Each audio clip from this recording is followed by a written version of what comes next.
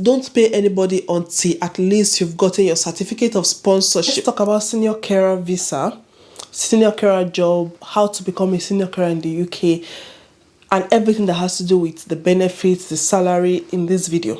My name is Gloria, in case you don't know me. Thank you for watching today. This topic, I wasn't sure if I wanted to talk about it for some reason, but here we are. I had so many comments and so many of you want me to make this video, so I hope this video helps. Please share this video to whoever you know and hope it helps you. Okay, so I don't want to talk too much. Let's get down into the business.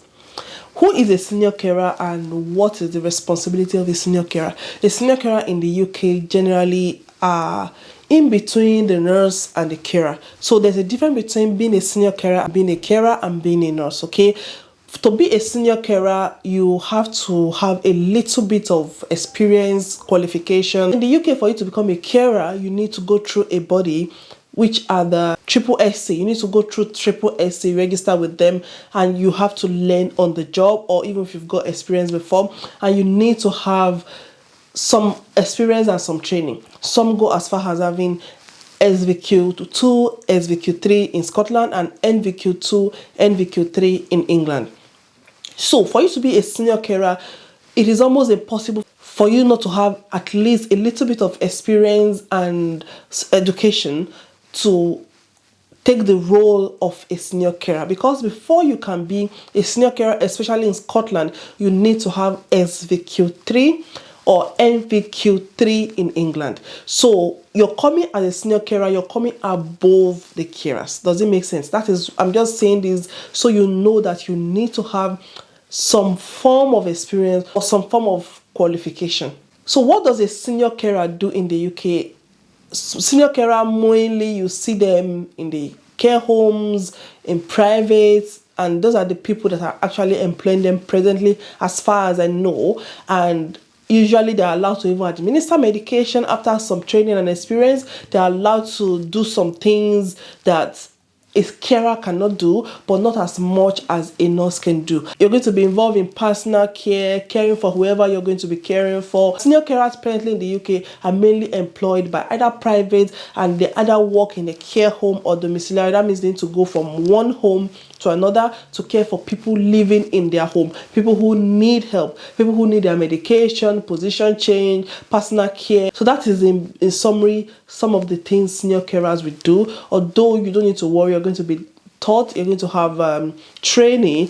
Definitely you're going to have training, and you're going to have your experience on the job as well. Senior carer apparently are on the shortage occupation list in the UK, which involves so many health occupations like nurses, doctors. And if you're on this list, just like the nurses, as a senior carer, you also need to have some points to be able to qualify for the visa. So because the visa is very important, you cannot just get the job and then how will you get into the country. So I'm going to talk about two forms of you being a senior carer. Either you're already in the country or you're outside the country. Let's talk about those who are outside the country. Mainly what most agency that employ for care homes or for some private organization, what they ask mainly is that you're a registered nurse. Registered nurse that couldn't maybe meet up the IELTS requirement. You've tried and tried and you couldn't meet up, or you have experience or education in health related, because if you are applying, they're going to tell you what they really need. So I may not be able to tell you exactly who can qualify for these, but when you make your inquiry, you're going to get more information. But at least you need to have something relating to health or be a nurse if you're outside the country. Because this occupation is on the shortage occupation list, you will need 70 points to qualify for the visa. But getting those 17 points is not too hard. I'm going to be telling you what the 70 points are. Sorry, I'll be looking down on my phone so I don't make mistakes. You need to have a job offer. That means you need to have applied online, go to Indeed, go to the government website, apply for the senior carer job. You must have had a job offer for you to get 20 points. So once you have your job offer, you have your offer letter, you get 20 points. You need to have had some approved skill level of education that will give you 20 points, which, like I said, Originally, if you're in the UK, those usually have NVQ or SVQ 2 to 3, and that will give you 20 points. If you're a registered nurse, of course, automatically you are qualified for this. If you're in some health related course as well, you qualify for this. That will give you another 20 points. That's 40 points already. And you need to be able to show that you can speak English, because this is an English speaking environment where you need to communicate in English. Either you've qualified, graduated as a BSc or master's holder in an English speaking environment, or the course you've taken was taught in English for either a master's holder or for a BSc holder, or you need to go and take your IELTS. IELTS band 4 is what is required, and you need to take the UKVI IELTS, which is either the academic or the general IELTS. I don't think there's anyone, especially from Africa, that would not be able to get band 4 IELTS. So it is very easy for you to get your IELTS. Your IELTS will not even be a problem at all, and that will qualify you for 10 points. You get the other 20 points if that job is listed in the shortage occupation list. Of course, senior care is listed on the shortage occupation list, just like the nursing and other things. So that will qualify you for the 70 points. If you have this, you're going to qualify to get the visa if you can produce every other thing that is required. Okay, so that is how you're going to get your visa. That shouldn't even be a problem at all. If you're giving your visa as a senior carer, you are allowed to bring your family. You can sponsor your immediate dependent. It is straightforward. You can come into the country, get all your training, blah, blah, blah. You don't need too much stress. But the other way to be a senior carer, if you're already in the UK, is let's talk about being a student, because the person that I spoke to that gave me most of this information is a student and he got the job. I've been waiting for so long to make this video. Even by the time I wanted to make this video, he was still in school. He graduated, and I wanted to be sure this was the right thing. I wanted to be sure I've got all my facts right before I make the video. He came as a student. So if you're coming as a student, or if you're a student, you can also seize this opportunity to apply for this visa. That is, you should be a master's holder, or you should be studying masters. You know, when you come for your master, they give you 2 years visa to do your master. Some people go through the whole course. Some people, they wait until they finish. Some people, they do it along the way. Whichever way you're going to do, you are a student, you get your 2 years study visa.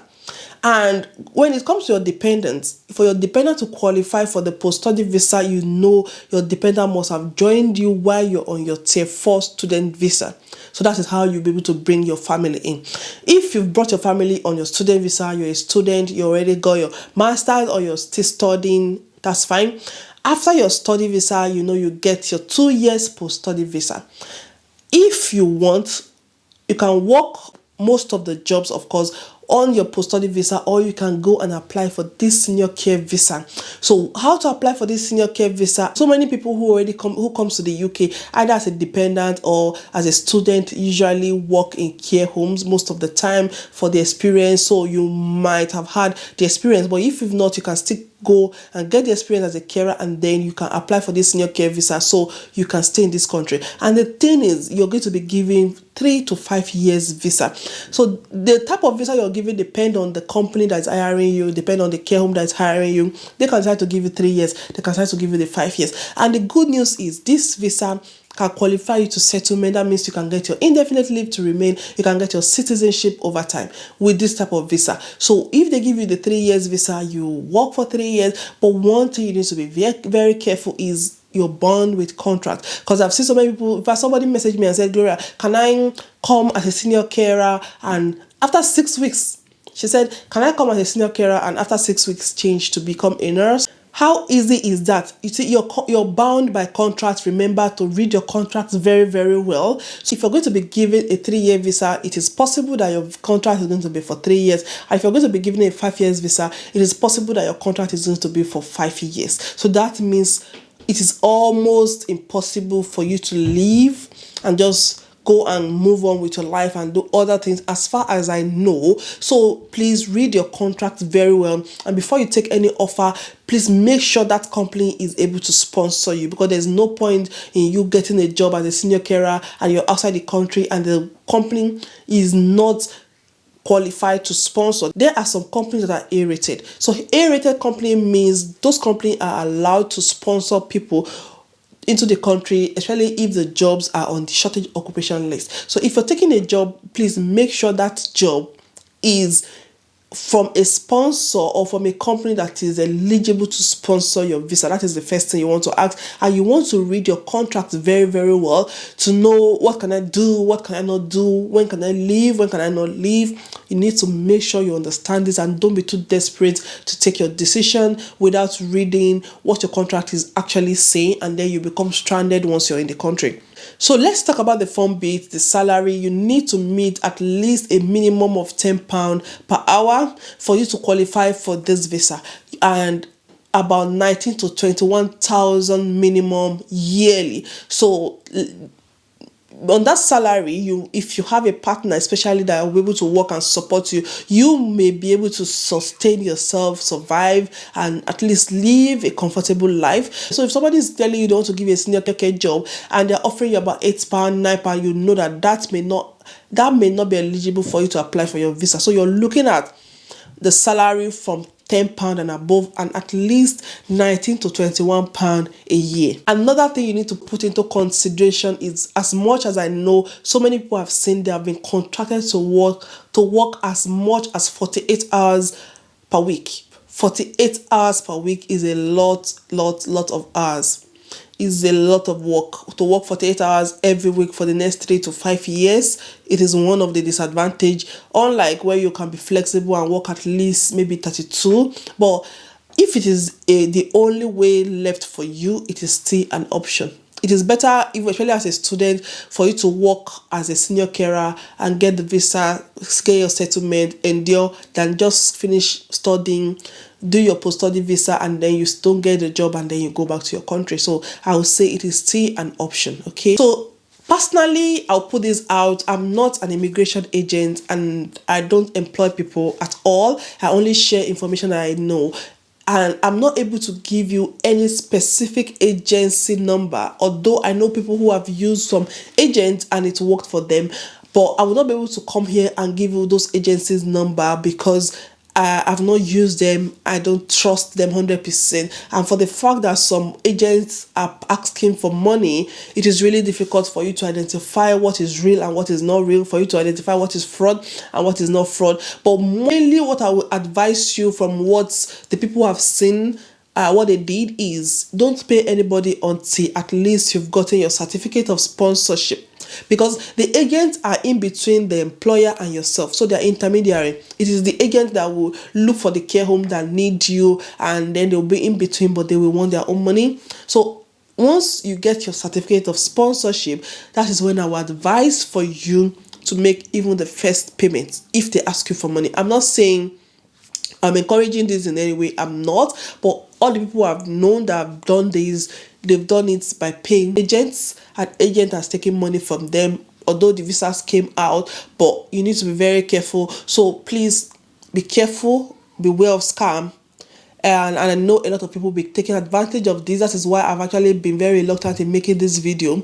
So agent will ask for money, but tell them that can you pay the first money when you've gotten your certificate of sponsorship, because at that point you know that yes, now it is just the visa that is left. And once your visa is out, that is when most agents will ask for the remaining balance. I don't know how much they're going to charge you, but just don't be too desperate. And if you're a nurse, you want to come through this route, if you want to know the specific responsibility of a senior carer, please drop a comment in the comment section down below, and I'll be making that video for you. Please let me know if you really want to see that video, and as in what a senior carer will do, what will be required to do, because you may have a lot of expectation and then you come into the country and you're disappointed. Okay, so if you want that video about senior carer, even about caring in the UK, please drop a comment in the comment section down below. This is the end of this video. I don't want it to be too long, but if you have any question and I've not covered in this video, I'll be happy to come back and give you more information. As time goes on, you know, the UK always come with different form of laws and adjusting just to meet up with the demand. So if there's any change, I'm sure to let you know. Okay, thank you so much for watching, and please share this video to someone it may be helpful. You don't know who is going to help, and good luck in all your endeavor. I wish you good luck, and please subscribe to this channel. If you've not subscribed, what are you waiting for? What have I done to you? Thanks so much for subscribing, and I will see you again in another video. Until then, stay safe. Bye.